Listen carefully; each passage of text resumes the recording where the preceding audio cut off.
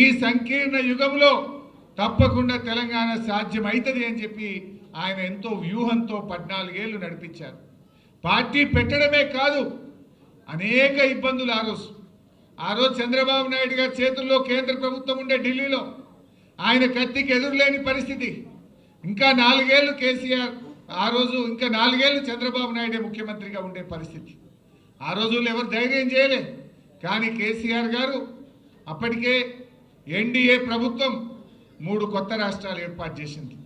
2000 సంవత్సరంలో జార్ఖండ్, ఉత్తరాఖండ్, అదేవిధంగా ఉత్తరాంచల్ మరియు ఛత్తీస్గఢ్ 3 రాష్ట్రాలు ఏర్పడ్డాయి. ఈ 3 రాష్ట్రాలు ఏర్పడ్డాక తెలంగాణ ప్రజల్లో ఆశలు చిగురించినాయి. ప్రజలందరూ నాయకుడి కోసం ఎదురు చూశారు. జయశంకర్ సార్, చనిపోయిన బియ్యావుల జనార్దన్ రావు గారు కేసీఆర్ గారి దగ్గరకు వచ్చి మీరు లీడ్ చేయండి, మీరు పోరాటం చేయండి, మీ వెంట మేముంటామని చెప్పి వారందరూ కేసీఆర్ వైపు చూశారు. కానీ కేసీఆర్ గారు 1 సంవత్సరం ఆలోచించింది. ఉద్యమం ప్రారంభిస్తే ఈ తాప మళ్ళీ జెండా దించొద్దు, తెలంగాణ వచ్చేది ఉంటేనే మన ఉద్యమాన్ని ప్రారంభిద్దామని కొన్ని వేల గంటల మేధోమథనం చేసి చాలా ఒక నెలల తరబడి ఆలోచించి 2001లో బీఆర్ఎస్ పార్టీని పెట్టింది. ఆ రోజు ఒక తెలంగాణ ఉద్యమానికి ఒక అపకీర్తి ఉండేది. ఎవరికి పదవి రాకపోతే వాడు జై తెలంగాణ అంటాడు అనే ఒక అపకీర్తి ఉండేది. ఆ రోజు కేసీఆర్ గారు ఆలోచించి తన పదవులను, డిప్యూటీ స్పీకర్ పదవిని, ఎమ్మెల్యే పదవిని, తెలుగుదేశం పార్టీ రాష్ట్ర కార్యదర్శి పదవులను గడ్డిపోచల్లాగా పదవులు వదిలి ఉద్యమాన్ని ప్రారంభించిండు. ప్రజల్లో నమ్మకాన్ని కలిగించిండు. ప్రజలను ఒక్కతాటి మీదకి తెచ్చే ప్రయత్నం చేసిండు. ఇవాళ తెలంగాణ వచ్చిందంటే ప్రజలను సమీకరించడం, దేశంలోని పార్టీలను ఒప్పించడం, ఈ 2 కేసీఆర్ గారు చేసిండు. అంబేద్కర్ గారు సూచించిన మార్గం బోధించు, సమీకరించు, పోరాడు. అంబేద్కర్ చెప్పిన బాటలో నడిచిండు కేసీఆర్. గాంధీజీ గారు చూపిన అహింసాయుత మార్గంలో ఉద్యమాన్ని నడిపిండు కేసీఆర్. తెలంగాణ రాష్ట్రాన్ని సాధించిండు కేసీఆర్. ఎందుకంటే చాలా జాగ్రత్తగా నడిపినాడు, అహింసాయుత పద్ధతుల్లో నడిపాడు. ప్రజలను సమీకరించడంలో జల పోరాటం కావచ్చు, 610 జీవో మీద పోరాటం కావచ్చు, తెలంగాణకు జరుగుతున్న అన్యాయాల మీద గలమెత్తిండు, ప్రజలను సమీకరించాడు. ఆ ప్రయత్నంలో కేసీఆర్ గారు ఆర్ఎస్ఎస్ ఆఫీస్ నుంచి ఆర్ఎస్యు దాకా కలిసి పనిచేసిండు. అవి భిన్న ధృవాలు. ఢిల్లీలో ఆర్ఎస్ఎస్ ఆఫీస్కు పోయి వాళ్ళను కలిసి తెలంగాణ ఎందుకు కావాలో వివరించి నేల మీద కూర్చొని అన్నం తిని తన ఇస్తరాకును తనే తీసుకుపోయి అందులో వేసి వచ్చిండు. అంటే ఎందుకు చెప్తున్నా అంటే ఆర్ఎస్ఎస్ నుంచి ఆర్ఎస్యు దాకా ఆయన చేసిన ప్రయత్నం. వినోదన్న గారు ఆ రోజు ఎంపీగా కేసీఆర్ గారితో పాటు ఉండేవారు. దేశంలో 33 రాజకీయ పార్టీలను ఒప్పించి లేఖలు తెచ్చి ఆనాటి యూపీఏ ప్రభుత్వం ముందు పెట్టి తెలంగాణ ఇస్తరా ఇవ్వరా అని ఒత్తిడి పెంచిన నాయకుడు కేసీఆర్. ఇవాళ చాలా మంది మాట్లాడుతున్నారు, అసలు త్యాగాలకు మారు పేరు కేసీఆర్. 3 సార్లు ఎంపీగా రాజీనామా చేసినాడు, ఒకసారి ఎమ్మెల్యేగా రాజీనామా చేసినాడు, కేంద్ర మంత్రిగా రాజీనామా చేసినాడు, ఎమ్మెల్యేగా రాజీనామా చేసినాడు. బహుశా ఈ దేశంలో త్యాగాలకు మారు పేరు ఏదైనా రాజకీయ నాయకుడునంటే ఒక కేసీఆర్ మాత్రమే. త్యాగం చేసింది, రాజీనామా చేసింది తన కోసం చేయలేదు, తెలంగాణ 4 కోట్ల ప్రజల కోసం చేసిండు.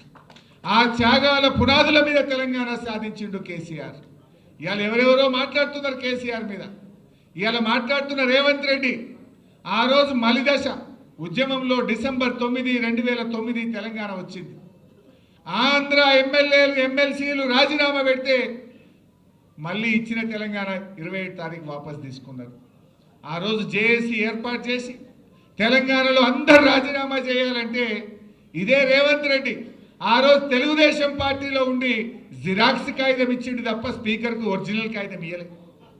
రాజీనామా చేయమంటే ధైర్యం లేదు, రాజీనామా చేయకుండా వెన్ను చూపి పారిపోయిన నాయకుడు. ఒక్కనాడు జై తెలంగాణ అనే వ్యక్తి, అమరులకు ఒక్కనాడు శ్రద్ధాంజలి ఘటించని వ్యక్తి, ఇంకా ఆయన ఉద్యమకారుల మీద తుపాకీ పట్టుకొని బయలుదేరిన రైఫిల్ రెడ్డి రేవంత్ రెడ్డి. ఇంకొక నాయకుడున్నాడు ఈ రాష్ట్ర బీజేపీ అధ్యక్షుడు. ఆనాడు బీజేపీకి 2 ఎమ్మెల్యేలు, ఎండల లక్ష్మీనారాయణ గారు, కిషన్ రెడ్డి గారు. తెలంగాణ కోసం రాజీనామా చేయాలంటే కేసీఆర్ గారు మేమందరం రాజీనామా చేసినాం. బీజేపీకి వెళ్ళి రాజీనామా చేయమంటే పాపం ఎండల లక్ష్మీనారాయణ గారు రాజీనామా చేసిండు. ఇదే కిషన్ రెడ్డి గారు ఆనాడు రాజీనామా చేయకుండా వెన్ను చూపి పారిపోయిన వ్యక్తి. అంటే బీజేపీ అధ్యక్షుడు ఆనాడు తెలంగాణ కోసం త్యాగం చేయలే, రాజీనామా చేయలే. అదేవిధంగా ఈనాటి ముఖ్యమంత్రి తెలంగాణ కోసం రాజీనామా చేయమంటే చేయకుండా పారిపోయిన వ్యక్తి. ఇవాళ వాళ్ళు కేసీఆర్ని విమర్శిస్తున్నారు, ఇవాళ వాళ్ళు బీఆర్ఎస్ పార్టీని విమర్శిస్తూ ఉన్నారు. బీఆర్ఎస్ఏ లేకపోతే, కేసీఆర్ఏ లేకపోతే 14 ఏళ్ళు ఈ పోరాటాన్ని కొనసాగించుండకపోతే, ఆమరణ నిరాహార దీక్ష పట్టుండకపోతే ఇవాళ తెలంగాణ వచ్చునా ఒక్కసారి గుండె మీద చేసుకొని ఆలోచించాలని కోరుతాం. తెలంగాణ ప్రజలు స్వయం పాలనలో ఆత్మ గౌరవంతో ఈరోజు తెలంగాణ ప్రజలు బతుకుతున్నారంటే గులాబీ జెండా అనే దానికి కారణం అని చెప్పి గుర్తు చేస్తాను. ఈ గులాబీ జెండా పుట్టుండకపోతే ఇవాళ స్వయం పాలనలో ఆత్మ గౌరవంతో తెలంగాణ ప్రజలు బతుకుండే వల్ల. ఆ రోజు ఏమందరు తెలంగాణ వచ్చినాక కూడా అవమానపరిచిండ్రు. ఈ తెలంగాణ వాళ్ళకు పాలన చేత కాదు, వీళ్ళు వస్తే నక్సలైట్ రాజ్యం అవుతుంది, వీళ్ళు వస్తే మత కలహాలు పెరుగుతాయి, వీళ్ళకి అసలు పరిపాలన చేతనైతుందా అని మాట్లాడినటువంటి నోళ్ళు. ఆ నోళ్ల చేతనే శభాష్ కేసీఆర్ అని అద్భుతంగా 10 ఏళ్ళు పాలించి చూపిండు మన నాయకుడు కేసీఆర్. ఎంత అద్భుతంగా జరిగిందో కూడా మీకు తెలుసు. రాష్ట్రంలో 10 ఏళ్లలో ఏ రంగంలో చూసినా తెలంగాణ దేశానికి మార్గదర్శకంగా నిలిచింది. ఆనాడు కేసీఆర్ అభివృద్ధిలో ఈ రాష్ట్రాన్ని అగ్రగామిగా నిలిపితే ఈనాడు రేవంత్ రెడ్డి అబద్ధాలలో అగ్రగామిగా ఈ రాష్ట్రాన్ని నిలుపుతా ఉన్నాడు. కేసీఆర్కు రేవంత్ రెడ్డికి తేడా ఏంటంటే అభివృద్ధిలో కేసీఆర్ అగ్రగామి, అబద్ధాలు ఆడడంలో రేవంత్ రెడ్డి అగ్రగామిగా నిలిచింది. ఇవాళ ఈరోజు కూడా రాష్ట్ర అవతరణ వేడుకల్లో కూడా రేవంత్ రెడ్డి ఆయన ఉపన్యాసాల్లో అన్ని అబద్ధాల పరంపరనే. ఇవాళ ఆయన మాట్లాడుతూ అంటాడట, మహిళలకు 21,000 కోట్ల రూపాయల వడ్డీ లేని రుణం ఇచ్చిన అంటాడట. ఇచ్చినావా రేవంత్ రెడ్డి? నేను సవాల్ విసురుతున్నా, నువ్వు 21,000 కోట్ల వడ్డీ లేని రుణం ఇచ్చినట్టు జీవో చూపించు, ఆధారం చూపించు, నేను రాజీనామా చేయడానికి సిద్ధంగా ఉన్నా. నువ్వు ఇచ్చింది 21,000 కోట్లు వడ్డీతో కూడిన రుణాలు ఇచ్చినావు తప్ప అక్క చెల్లెలకు వడ్డీ లేని రుణాలు ఇవ్వలేదు. ఆ అక్క చెల్లెలను మోసం చేసినావు నువ్వు.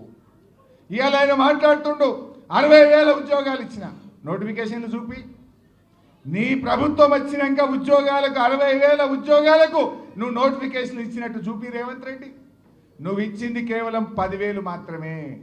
ఆ మిగతా ఉద్యోగాలు కేసీఆర్ గారి నోటిఫికేషన్ ఇచ్చి, పరీక్ష పెట్టి, ఫలితాలు ఇచ్చి, ఫిజికల్ టెస్ట్ చేస్తే వాటికి కాయిదాలు పంచినవు తప్ప నువ్వు ఇచ్చింది కానే కాదు రేవంత్ రెడ్డి అని గుర్తుపెట్టుకో. అన్ని అబద్ధాలే.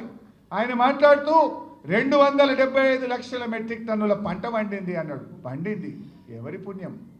బీఆర్ఎస్ ప్రభుత్వ కృషి వల్ల, కేసీఆర్ యొక్క ముందు చూపుతో పండింది.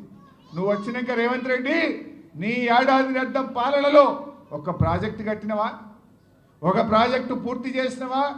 ఒక్క ఎకరానికి నీళ్ళు ఇచ్చినవా? ఒక్క చెరువు తవ్వినవా? ఒక్క చెక్ డ్యామ్ కట్టినవా? నువ్వు చేసిందేంది? ఇవాళ 275 మెట్రిక్ టన్నుల పంట పండిందంటే అది బీఆర్ఎస్ 10 ఏళ్ల కృషి అని చెప్పి ఈ రాష్ట్ర రైతాంగానికి తెలుసు. మిషన్ కాకతీయలో చెరువులు బాగు చేసినాం, పెండింగ్ ప్రాజెక్టులు పూర్తి చేసినాం, కాళేశ్వరం లాంటి మెగా ప్రాజెక్టు కట్టిండు కేసీఆర్, అనేక చెక్ డ్యాములు కట్టిండు కేసీఆర్, కాలువలకు చెరువులను అనుసంధానం చేసిండు కేసీఆర్, రైతు బంధు పెట్టిండు, రైతుల కోసం బీమా తెచ్చిండు, రైతులకు సకాలంలో ఎరువులు ఇచ్చిండు, ప్రతి మండలానికి గోడౌన్ కట్టిండు, విత్తనాలు ఇచ్చిండు, పండిన పంటంతా కొని రైతులకు ధైర్యాన్ని కల్పించి ఇవాళ ఈ రాష్ట్రం వరి ధాన్యం ఉత్పత్తిలో దేశంలో నంబర్ 1 అయిందంటే అది కేసీఆర్ ప్రభుత్వ కృషి. నువ్వు 275 లక్షల మెట్రిక్ టన్నుల పంట పండింది అంటున్నావు. ఏం చేసినావు రైతులకు ఒక్కటి చెప్పు. ఒక చెరువు తవ్వితేవా? ఒక ప్రాజెక్టు పూర్తి చేస్తేవా? ఒక ఎకరానికి నీళ్ళు ఇస్తేవా? నువ్వు చేసిందేమున్నది? రైతు బంధు ఎగ్గొట్టినవు, రైతు బీమా బంధు పెట్టినవు. నువ్వు చేసిందేముంది? చారాణ రుణమాఫీ చేసినావు, బారాణ రుణమాఫీ ఎగ్గొట్టినవు. ఇంతకు మించి నువ్వు రైతులకు చేసిన ఒక్క మంచి పని ఉంటే చెప్పు. రైతులు మొలకెత్తుతుంటే ధాన్యపు కుప్పల మీద గుండాగి రైతులు చనిపోతుంటే నువ్వు అందాల పోటీల్లో మునిగి తేలినవు రేవంత్ రెడ్డి. అందాల పోటీలకు రివ్యూలు చేసినావు, అందాల పోటీలను 5 సార్లు పోయి పాల్గొన్నావు. కానీ రైతుల ధాన్యం ఎందుకు కొంటలేరని ఒక్కనాడు రివ్యూ చేయలేదు. నీ మంత్రులు కానీ నువ్వు కానీ ధాన్యపు రాశుల మీద గుండాగి చనిపోయిన రైతుల్ని పరామర్శించే సమయం మీకు చిక్కలేదు. ఇది ఈరోజు చేస్తున్నది. నువ్వు అన్ని అబద్ధాలే. ఎన్ని అబద్ధాలు మాట్లాడిండు? 15 ఆగస్టు నాడు ఈ రాష్ట్రంలో రైతుల రుణమాఫీ చేసి తీరుతా అన్న ముఖ్యమంత్రి ఈ రోజు కన్నా చేసినావా? మళ్ళీ 15 ఆగస్టు వచ్చింది. ఒక్క ఏడాది కడుపు కట్టుకుంటే 40,000 కోట్ల రూపాయల రుణమాఫీ చేస్తా అన్నావు. నువ్వు చేసింది 16-17 వేలే. మరి కడుపు కట్టుకోలేదా? మిగతా పైసలు ఢిల్లీకి కప్పం కట్టినవా?